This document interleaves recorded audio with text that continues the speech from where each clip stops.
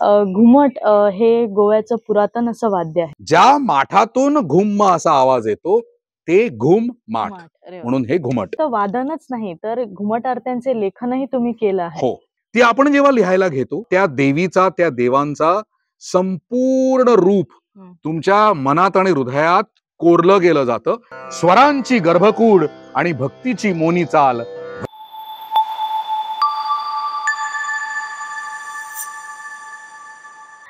नमस्कार.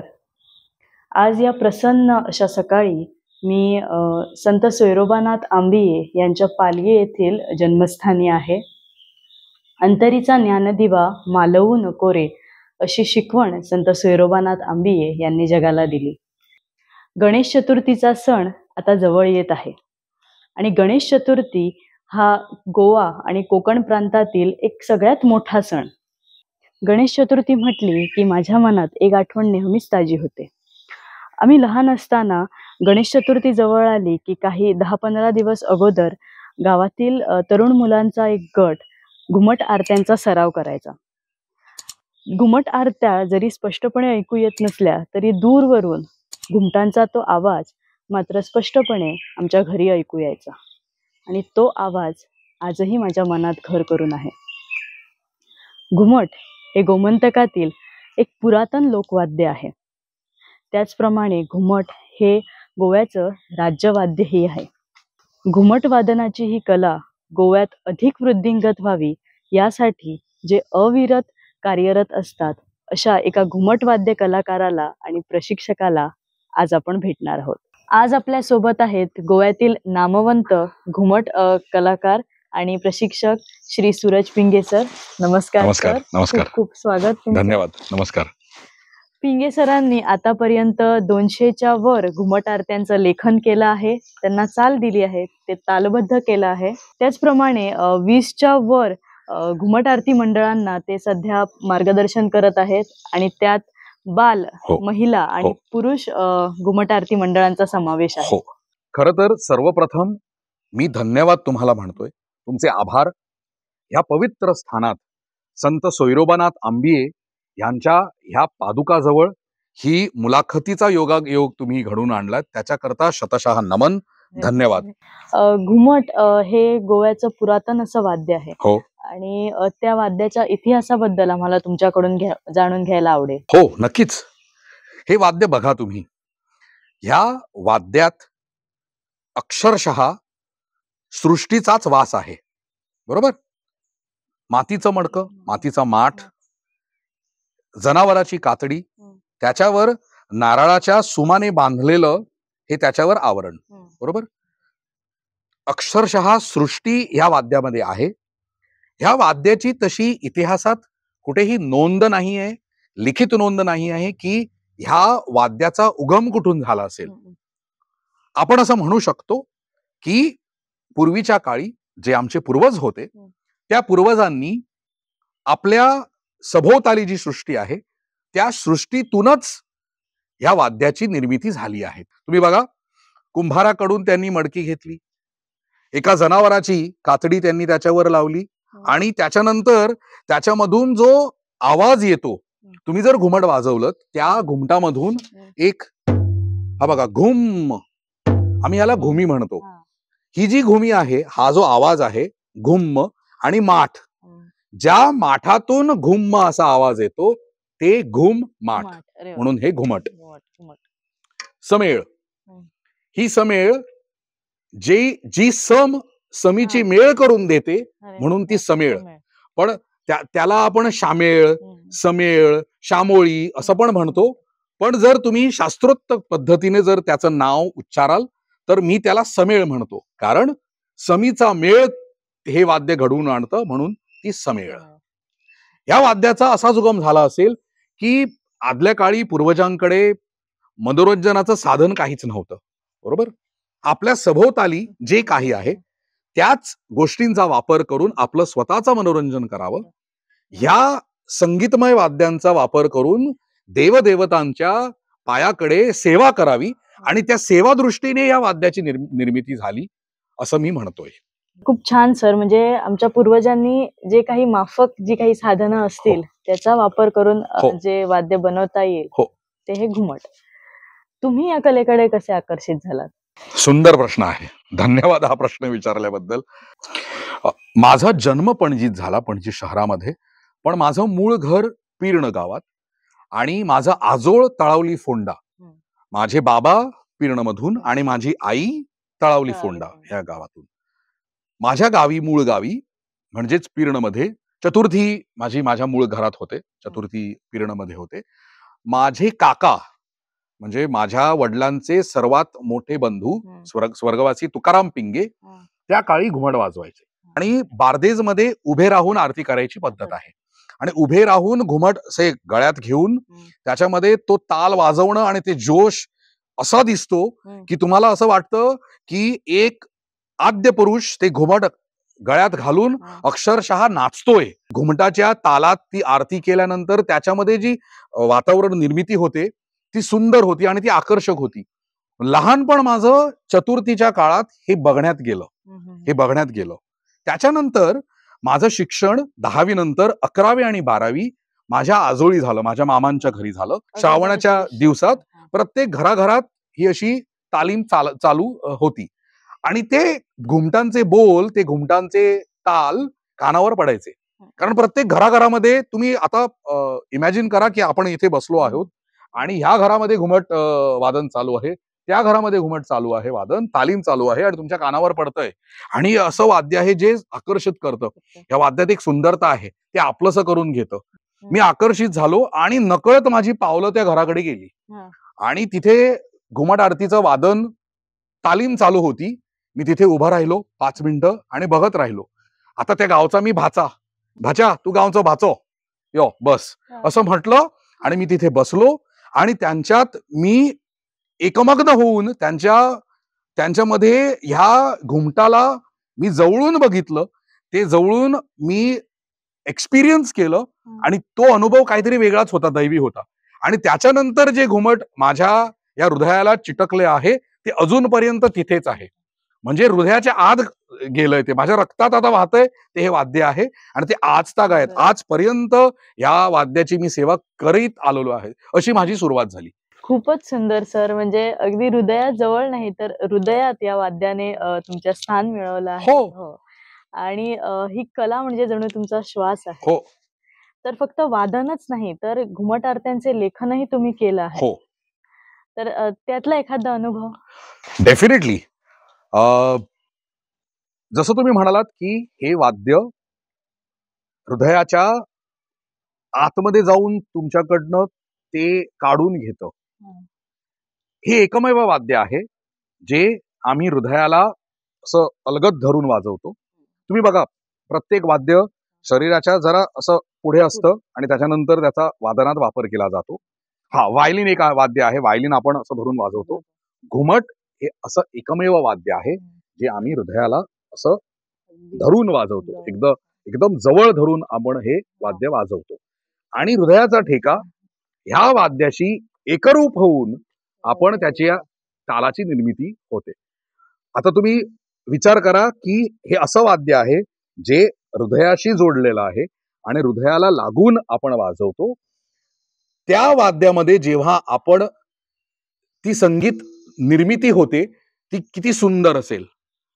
सो ज्या वेळी मी आरतीची रचना करतो, आरती म्हणजे आर्तस्वरांनी केलेली देवाच्या पायाकडे आपण केलेली सेवा, बरोबर? ती आपण जेव्हा लिहायला घेतो तेव्हा त्या देवांचा, त्या देवीचा, त्या देवांचा संपूर्ण रूप तुमच्या मनात आणि हृदयात कोरलं गेलं जातं आणि त्याच्यानंतर अलगत तो देवच तुमच्या स्वरूपाने, ती आरती तुमच्या स्वरूपाने, ती निर्मिती त्या आरतीची होते.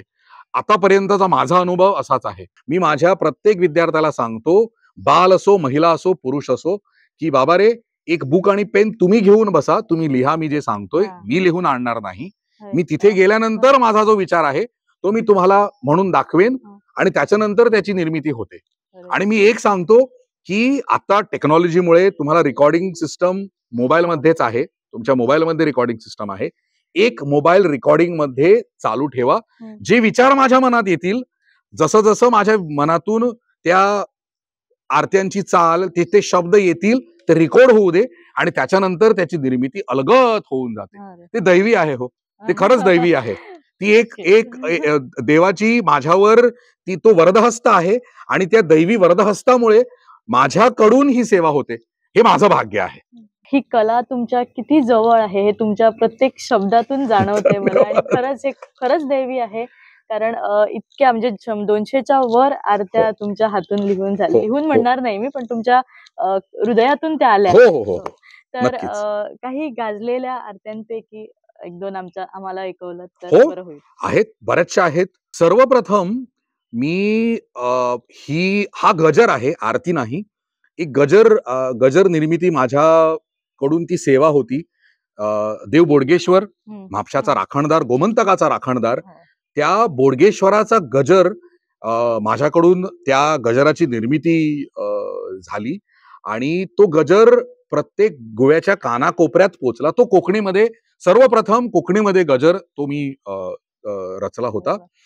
त्याची रचना अशी होती की जो बोडगेश्वर आहे त्याला आम्ही राखणदार म्हणतो आणि त्या बोडगेश्वराच्या पायाकडे प्रत्येक गोमंतकीय जातो आणि जे मागणं आहे त्याच्याकडे मागतो आणि तो बोडगेश्वर त्या सगळ्या मागण्या पूर्ण करतो आणि हे सगळं मी त्या गजरामध्ये नमूद केलं होतं आणि तो गजर सुंदर होता. देवा बोडगेश्वरा राखणदारा, देवा बोडगेश्वरा राखणदारा, गोमंतकाच्या करुणा करा. गोमंतकावर करुणा करणारा हा देव आहे. सर्व गोमंतकीय त्याच्या चरणाकडे जातात आणि त्याची सेवा करतात आणि तो प्रत्येक भक्ताला पावतो. ती सर्व निर्मिती ह्या विचारानेच झाली होती. सो तो एक गजर संपूर्ण गोव्यामध्ये खूप नावाजलेला आणि गाजलेला गजर आहे. ती निर्मिती माझ्याकडून झाली. ती त्या बोडगेश्वरांनी ती करून घेतली खरं म्हणजे तर. आणि त्याच्यानंतर माझ्याकडून एक रामाची आरत माझ्याकडून निर्मिती त्या आरतीची झाली आणि ती पण खूप गाजली. ती त्याच्यामध्ये संपूर्ण रामायण एका आरतीत तुम्हाला संपूर्ण रामायण तुम्हाला त्या एका आरतीत तुम्हाला ऐकायला मिळेल. त्याची सुरुवातच होते दशानने वधुनी तू, दशानने वधुनी तू धर्मस्थापिला. प्रत्येक रामायणाची प्रत्येक बाजू त्या आरतीत मांडलेली आहे. मग रावण कसा येतो, तो जटायू मध्ये येऊन कसा प्रतिकार करतो, जटायूचे पंख छाटून जटायूचा वध कसा होतो, जटायूचा वध झाल्यानंतर जटायूच्या मुखी रामनामाचा गजर कसा होतो, रावणाचा वध कसा होतो, ते संपूर्ण आरतीमध्ये नमूद आहे. आणि ती पण सेवा अशीच ती मिरशी गावातच झाली. ओम शिव शंभो संगीत विद्यालय म्हणून माझं जे मंडळ आहे त्या मंडळामध्ये ती निर्मिती झाली आणि त्यांच्या त्या वास्तूत ती निर्मिती होत होत गेली आणि संपूर्ण रामायण त्या आरतीमध्ये आलं. माझा आणखीन एक मंडळ होता, श्री स्वरसाई आरती मंडळ म्हापसा. म्हणजे मी 2004-2005 मध्ये या मंडळाला मी मार्गदर्शन करायचो आणि त्या मंडळाला मी एकदा दशावतारी आरत दिली होती. दशावतारांची सर्व 10ही अवतार त्या आरतीमध्ये होते आणि त्या आरतीमध्ये 10 अवतार आणि त्या अवतारांचं संपूर्ण रूप दाखवणं ही एक चॅलेंज होती. खरं तर ही एक चॅलेंज होती आणि त्या आरतीमध्ये त्या 8-7 मिनिटाच्या आरतीमध्ये 10ही रूप आम्ही 10ही अवतार मी दाखवण्याचा प्रयत्न केला आहे. ही एक आरती माझ्या खूप जवळची आहे. आणि त्याच्यानंतर सर्वप्रथम मी गंगेची आरत निर्माण केली होती. तेव्हा गंगेची आरत, हर हर गंगे शिव हर गंगे, शिव जटेतुनी उगम तो झाला पवित्र जलधारा, शिव जटेतुनी उगम तो झाला पवित्र जलधारेचा, गंगावतरली भूवरी गंगावतरली. त्याच्यानंतर तिरुपती बालाजींची आरती मी या घुमट आरतीमध्ये त्याची निर्मिती झाली. त्याच्यानंतर एक साईबाबांचा गजर आहे. माझं एक मंडळ आहे श्री नवसाई आरती मंडळ बोरी आणि बोरीमध्ये शिर्डी साईबाबांचं स्थान आहे. आम्ही त्याला गोमंतकीय शिर्डी म्हणतो, पश्चिम शिर्डी म्हणून प्रख्यात आहे. आणि त्या साई चरणी माझी सेवा झाली. त्यांना मी एक गजर बसवला होता आणि त्यांचे शब्दच असे होते की मी बोरकरी झालो साई वारकरी. साई पादुका घेऊनी शिरी, मी बोरकरी झालो साई वारकरी. कृपा झडकरी, कृपा झडकरी झाली ममवरी, मी बोरकरी झालो साई वारकरी. असा सुंदर गजर मी त्या साई चरणी अर्पण केला आणि ती पण निर्मिती तशीच झाली. हा गजर ह्या गजराची निर्मिती मला वाटतं रात्री 12:30-1 वाजता झाली होती. म्हणजे ऑलमोस्ट मिडनाईट 1 वाजता ह्या गजराची निर्मिती. तो विचार चालला होता. मी तिथे प्रॅक्टिस करून म्हणजे प्रशिक्षण माझं झालं होतं आणि मी घरी पोहोचलो होतो. आणि त्या वातावरणातून आल्यानंतर जी साईबाबांच्या प्रती, आणि मी साई भक्त आहे, मी साई भक्त आहे, आणि त्या भक्तीमुळे त्या गजराची निर्मिती एवढी सुंदर झाली आणि मी बोरकरी झालो साई वारकरी. म्हणजे प्रत्येक बोरकरी हा साई वारकरी आहे असं त्या गजरमध्ये मी नमूद केला आहे. असा तो माझ्याकडून त्याची निर्मितीच अशा साई भक्तीनेच झाली. आणखीन एक आरत तुम्हाला मी म्हणून दाखवतो जी मला खूप आवडते, आणि लैराई देवीची आरती, शिरगावची लैराई देवी, त्यांच्या चरणी सर्वप्रथम ही निर्मिती माझ्याकडून झाली होती. होम खणातून धावत आलो, आस तुझी आई. प्रत्येक धोंड देवीच्या चरणाकडे त्या होमखणातून चालत धावत जातो त्या देवीच्या चरणाकडे. तो एक विचार होता मनात, तो एक भाव होता, आणि मी लहानपणापासून ते सगळं बघितलं होतं. म्हणून तो एक विचार होता मनामध्ये की हे आरतीमध्ये असावं, आणि ती आरती निर्मिती माझ्याकडून झाली. आणि त्या आरतीचे बोल आणि त्या आरतीची चाल अशी होती. होमखणातून धावत आलो, आस तुझी आई, कलश स्वरूपिणी दुःख हारिणी, माता लैराई माझे आई, लैराई. तो जो त्या आरतीची जी सुरुवात होती, ते शब्द जे होते, तो जो भाव होता, होम खणातून धावत आलो, ते सगळ्यांना आवडलं. ती एक अशी आरती होती, ती सगळ्यांना सगळे त्याच्या प्रेमात पडले. आणि श्री लैराईचे भक्त धोंड त्या आरतीला खूप त्यांनी त्या आरतीला प्रेम दिलं.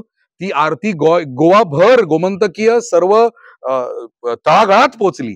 आणि खरंच ती आरती निर्मिती होताना सुद्धा देवी लैराईचा आशीर्वाद होता.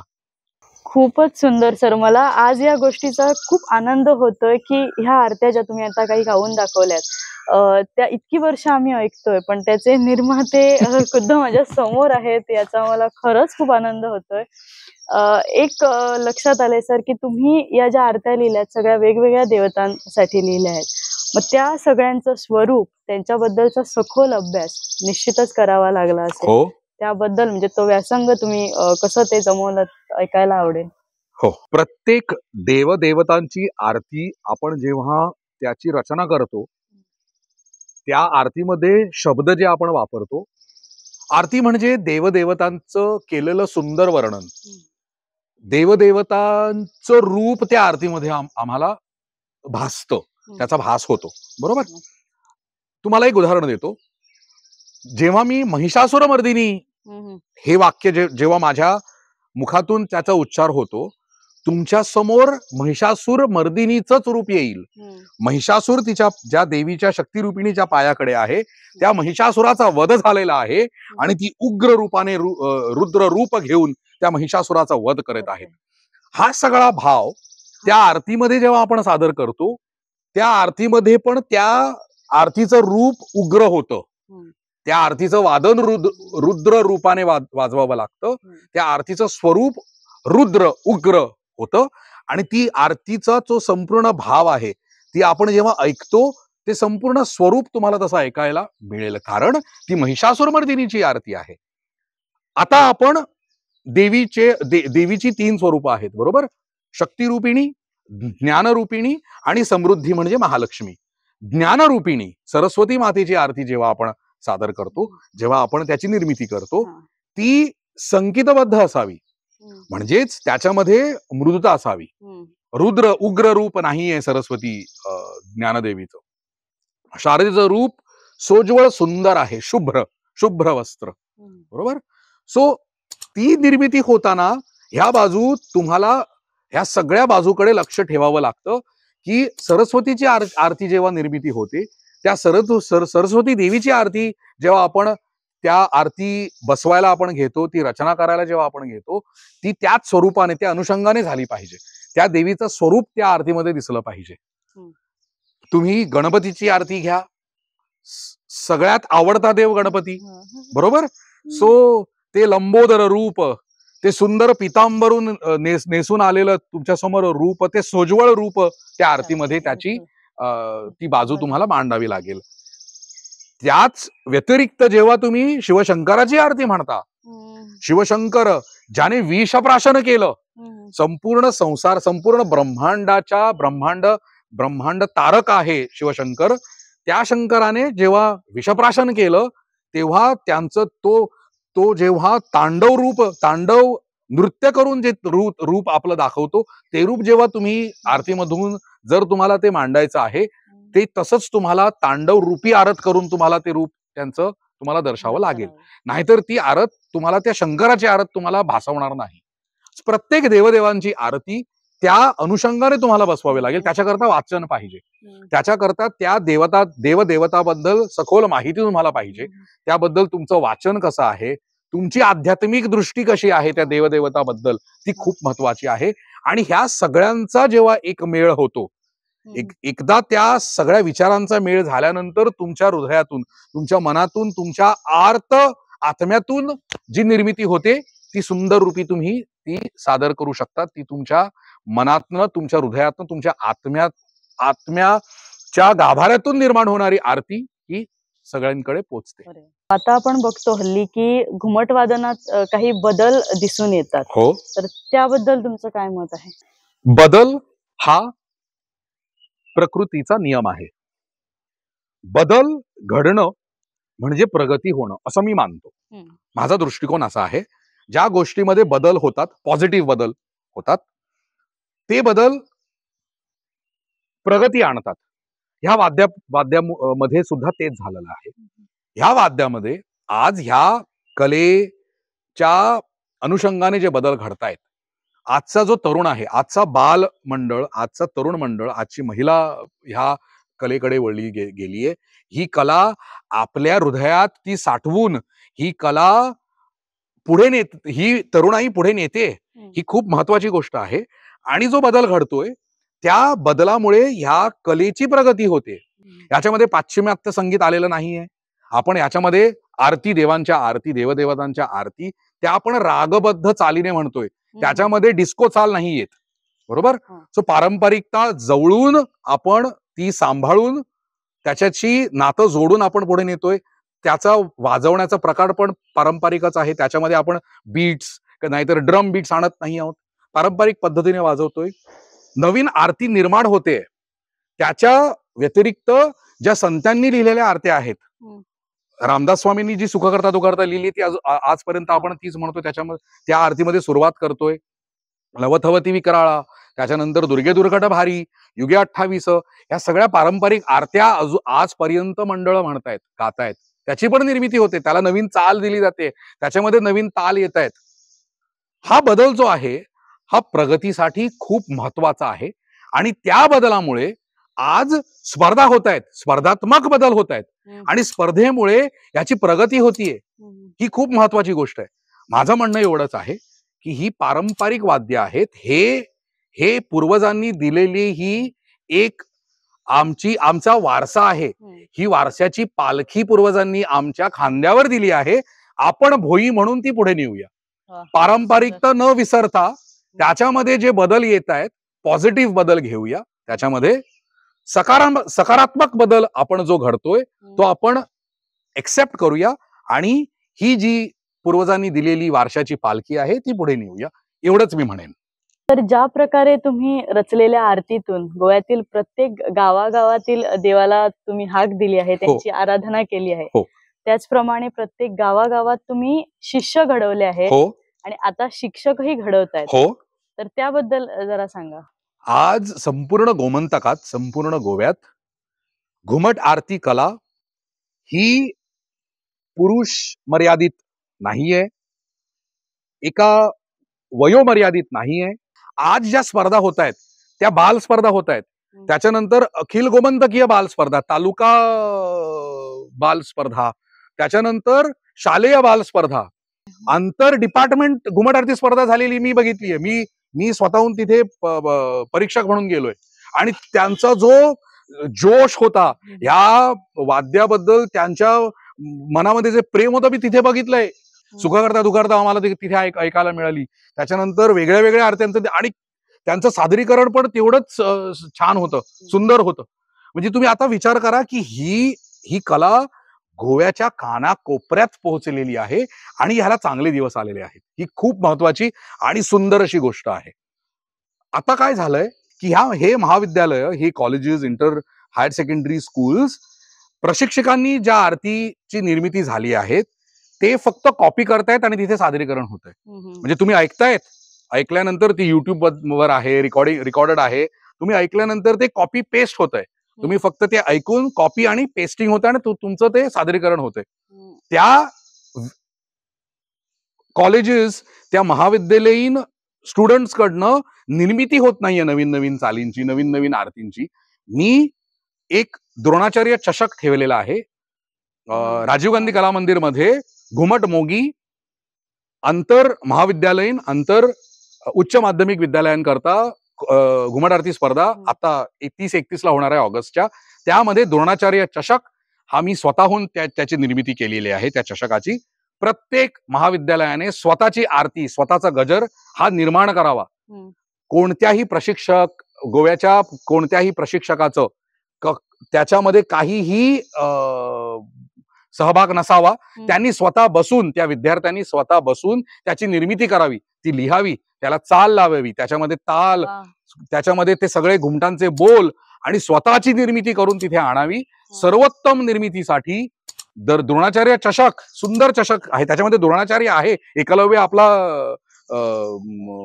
बोट कापून त्याला अर्पण करतोय त्याच्या गुरूंना, ते दाखवलंय त्या चषकामध्ये.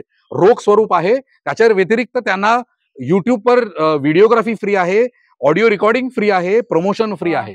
हे सगळे त्यांना आम्ही बक्षीस म्हणून देतोय. आणि त्याच्यामुळे काय होईल की आज नवीन शिक्षक निर्माण होतील, प्रशिक्षक निर्माण होतील, नवीन आरती रचना होतील आणि ही कला पुढे जाईल. आम्ही सगळेजण प्रशिक्षक निमित्त मात्र आहोत ह्याच्यामध्ये. आज उद्या ही पुढची जी तरुणाई आहे, तेच मी म्हणतोय, ही पालखीचा डोही बदलेल, पण ही पालखी पुढे प्रत्येक स्थानावर पोहोचली पाहिजे. ह्या पालखीची वाटचाल खूप पुढेपर्यंत गेली पाहिजे, एवढाच ह्याच्या मागचा हेतू आहे. द्रोणाचार्य चषक हा पुरस्कार सुरू करून खरं तर तुम्ही खूप छान असं पाऊल उचललं आहे की प्रशिक्षकालाही तुम्ही तेवढंच महत्व त्यामुळे दिलं आहे. आता पुढे जाताना गोवा सरकारने घुमट या वाद्याला गोव्याचं राज्य वाद्य म्हणून दर्जा दिलेला आहे. हो. मग आता पुढे काय? ही आनंदाची गोष्ट आहे. हे गोमंतकाचं स्वतःचं असं वाद्य आहे, एकमेव वाद्य जे गोव्यात त्याची निर्मिती झाली. पोर्तुगीज कालीन जो पोर्तुगीजांचा छळ होता, त्या छळामुळे ज्या गोमंतकीयांनी स्थलांतर केलं, त्या गोमंतकीयांनी गोव्याच्या बाजूला जी राज्य आहेत, कर्नाटक म्हणा, महाराष्ट्र म्हणा, त्या बॉर्डरवर, त्या गोव्याच्या सीमेवर तुम्हाला हे वाद्य मिळेल, ऐकायला मिळेल, वाजवताना बघायला मिळेल. पण हे स्वतः गोमंतकीय वाद्य आहे, गोव्याचं एकमेव स्वतःचं वाद्य आहे आणि त्याला गोवा सरकारने त्याचा दर्जा दिलेला आहे, त्याचा मान त्याला दिलेला आहे. धन्यवाद गोवा सरकारला. पण याच्या पुढे काय? ह्या वाद्याचं भविष्य काय? गोवा सरकार, गोमंतकीय सरकारचा जो कला आणि सांस्कृतिक जो विभाग आहे, स्वतंत्र विभाग आहे, त्याच्यावरती विचार केल्यानंतर ह्या घुमट कलेमध्ये जे प्रशिक्षक निर्माण होत आहेत त्यांना उद्या त्याच्यामध्ये काम मिळेल का? उद्या प्रशिक्षण नवीन नवीन निर्माण होतील, पण त्यांना राज्यस्तरीय ओळख मिळेल का? ह्या वाद्याला ओळख मिळालेली आहे, पण हे वाद्य पुढे नेण्यासाठी जे कलाकार काम करतायत त्या कलाकारांना ओळख मिळेल का? उद्या जेव्हा सरकार मान्यता येईल आणि प्रत्येक शाळेत तुम्हाला घुमट शिक्षक मिळेल, प्रत्येक उद्या कला अकादमीमध्ये घुमट वादनाचा जर क्लास तुम्ही सुरुवात केला, त्याच्यासाठी प्रशिक्षण निर्मिती होईल. प्रत्येक शाळेत कला आणि सांस्कृतिक खात्याने जे तुम्ही शिक्षक पाठवतात त्याच्यामध्ये जर उद्या घुमट वादनाचा एक प्रशिक्षक गेला, समेळ वादनाचा प्रशिक्षक, कासाळ वादनाचा प्रशिक्षक, त्याचं गायन कसं व्हावं, त्या आरतीची निर्मिती कशी व्हावी, घुमट कसं वाजवावं, घुमटामध्ये वाजवण्याची पद्धत वेगळी, फक्त घुमट आरतीमध्येच नाही, सुवारी आहे.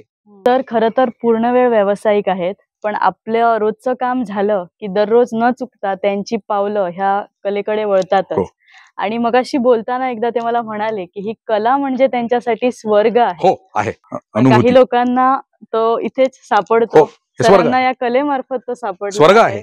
मी प्रेक्षकांना सांगू इच्छिते की समारोपापूर्वी सरांची एक सुंदर अशी कविता ते सादर करणार आहेत. ती नक्की ऐका. आणि सर, तुमचा अनुभव कसा होता आज आमच्या बरोबर इथे बोलताना? नक्की नक्की नक्की सांगेन. कोकणीत आहे ही कविता, मीच त्याची निर्मिती केली होती, असा विचार आला होता, कारण हे वाद्य म्हणजे आमच्याकरता देव आहे. तर घुमटांचो देव म्हजो, घुमटांचो देव म्हजो, समेळ कासाळे द्वारपाल, समेळ आणि कासाळे द्वारपाल, स्वरांची गर्भकूड आणि भक्तीची मोनी चाल, भक्तीची मोनी चाल. घुमटांचो देव म्हजो, माझा देव घुमटांचा आहे, या घुमटामध्येच माझा देव असलेला आहे. देवाच्या गर्भकुडीच्या बाहेर द्वारपाल, गरुड हनुमंत, समेळ गरुड, कासाळे हनुमंत. स्वरांची गर्भकूड, जी गर्भकूड आहे ज्याच्यामध्ये माझा देव बसलेला आहे ती स्वरांची आहे. स्वरांच्या निर्मितीमुळे त्या गर्भकुडीची निर्मिती झालेली आहे. आणि भक्तीची मोनी चाल, हे वाद्य जेव्हा आम्ही वाजवतो त्याला मोनी चाल म्हणतो. जी आमची भक्ती आहे ती ह्या मोनी चालीने, ह्या वाद्याने, या वादनानेच तुझी भक्ती करतोय, असा हा एक विचार होता, तो मी मांडलाय. स्वरांची गर्भकूड आणि भक्तीची मोनी चाल, भक्तीची मोनी चाल. देव बरे करू. तल्लीनता आणि जोशपूर्ण असा सुंदर संयोग असलेलं हे घुमट वाद्य. आणि त्यात आज तुम्ही समोर आहात, तर तुमच्या भावपूर्ण आवाजात एक आरती ऐकायला आवडेल. हो नक्की आहे. हो हो हो नक्की नक्की. जय चंद्रेश्वरा भूतनाथा, जय चंद्रेश्वरा भूतनाथा, वससी पर्वता वरी देवा. पारोड्यामध्ये, केपे तालुक्यामध्ये उंच पर्वतावर देव चंद्रेश्वर भूतनाथ उंचावर आहे आणि संपूर्ण गोमंतकावर त्याची नजर आहे. हा भाव आहे त्या आरतीमध्ये. तेव्हा चंद्रेश्वरा भूतनाथा. अजून एक आरती आहे, पंचमुखी हनुमानाची आरती, जी त्या आरतीची मी माझ्याकडनं निर्मिती झाली होती देवाच्या कृपेने. आणि त्या आरतीचा जो शेवट आहे, सो आरती हे जोशपूर्ण वाद्य आहे. सो त्याला जे वातावरण त्या निर्मिती होते आणि जेव्हा ही आरती संपायला येते ती वातावरण निर्मिती अशी होते की तो एक ग्राफ निर्माण होतो आणि तो असा वर जातो. सो त्याचा शेवट मी असा करतो, त्या पंचमुखी मारुतीची आरती, त्या आरतीचा शेवट असा होता, मी तुम्हाला गाऊन तो दाखवतो. अस्त्र शस्त्र हे गदाधरा, महाबली महारुद्रा, सिंदूर लेपन वज्रभूषण, तेजस्वी तव मुद्रा, थर थर थर थर कंपिती देवा, तव स्मरणाने काळाग्नी, थर थर थर थर कंपिती देवा, तव स्मरणाने काळाग्नी. दशानंद पाश मुक्त केला, सूर्यपुत्र तो देव शनी, दशानंद पाश मुक्त केला, सूर्यपुत्र तो देव शनी. वा, ह्या कलेतलं तुमचं योगदान यापुढेही असंच सुरू राहावं आणि तुम्हाला चांगलं आयुष्य आणि आरोग्य मिळावं अशी शुभेच्छा. तुमचं हे चॅनल अंतरंग युट्यूब चॅनल, आणि मला खूप आवडलं तुमचं ब्रीदवाक्य, मनातलं मनापासून. बघा, हे वाद्य मनातलं आहे. आम्ही या वाद्याला मनात, आमच्या हृदयात, मनात खूप प्रथम स्थान दिलेलं आहे आणि हे वाद्य आम्ही मनापासून वाजवतो. तुमचं ब्रीदवाक्य ह्या कलेशी निगडत आहे. मनातलं मनापासून अंतरंगाने वाजवलेलं हे वाद्य मला खूप आवडलेलं आहे. तुमच्या ह्या चॅनलला भरपूर यश प्राप्त हो. ह्या चॅनलला सबस्क्राईब करा, ह्या चॅनलला शेअर करा, लाईक करा आणि हे चॅनल सगळीकडे तुम्ही पोचवा. तर ही सुंदर अशी मुलाखत तुम्ही माझी घेतली, याच्याकरता शतशः तुम्हाला मी प्रणाम करतोय, नतमस्तक होऊन तुम्हाला मी तुमचे आभार मानतोय.